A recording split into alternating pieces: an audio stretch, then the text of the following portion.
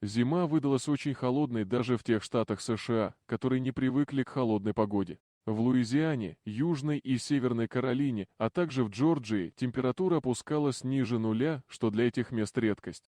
Жители Флориды и ряда других штатов утром обнаружили под ногами парализованных ящериц. Самые холодные ночи за последние годы серьезно подкосили рептилий. Оно заморожено. Тени, свисающие с ветвей, падали. Местным жителям приходилось постоянно смотреть вверх, ведь взрослые особи могут достигать в длину 1,5 метра и весить до 9 килограммов. Явление, известное как движущиеся камни, стало популярным благодаря долине смерти в американском штате Калифорния. Оставляя за собой длинные и глубокие борозды, камни движутся по пустыне. Есть много видео и тестов этого явления. На самом деле ученые даже разместили на некоторых скалах GPS-навигатор, никаких систем движения пород обнаружено не было, хотя скорость по горным меркам была впечатляющей. Ученые считают, что блуждание вызвано тонкой коркой льда, которая образуется на поверхности пустыни холодными ночами. Пока это самая логичная теория, но и в ней есть свои нестыковки. Если причиной является лед, который образуется регулярно, то почему это явление происходит лишь изредка? Они приходят ко мне на ходу только раз в 2-3 года, а большинство записок остаются на 3-4 года.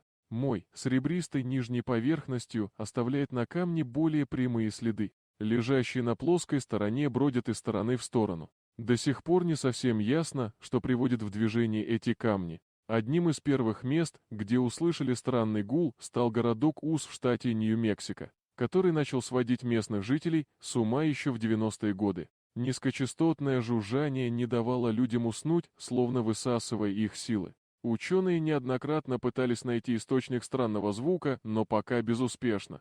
Более того, с 90-х годов прошлого века такое гу можно было услышать во многих местах планеты, например, в Великобритании, Австралии, Канаде и ряде штатов США. К счастью, только 2% населения мира могут его слышать. Такая редкость восприятия шума привело к рождению новых теорий. Все было названо источником шума от автомобилей до промышленности и дикой природы. Некоторые обвиняли это.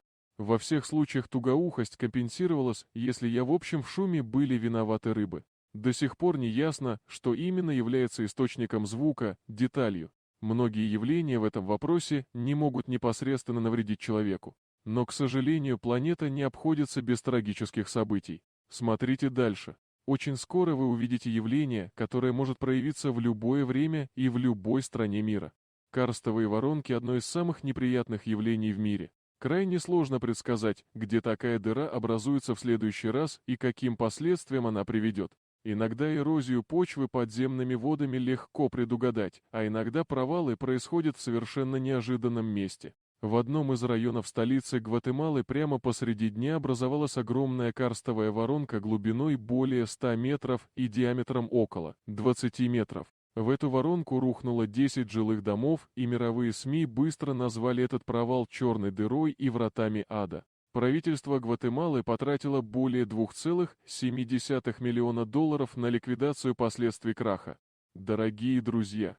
Если вам понравилось видео, поставьте лайк, а также подписывайтесь на канал, где найдете еще много интересного.